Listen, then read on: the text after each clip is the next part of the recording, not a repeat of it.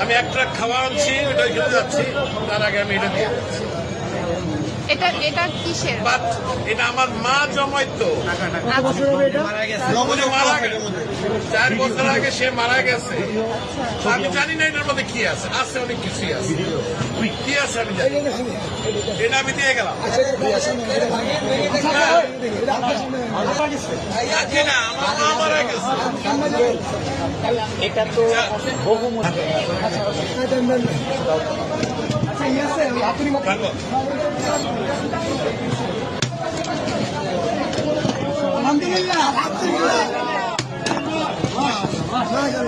এটা আমার মায়ের জমানো পয়সা।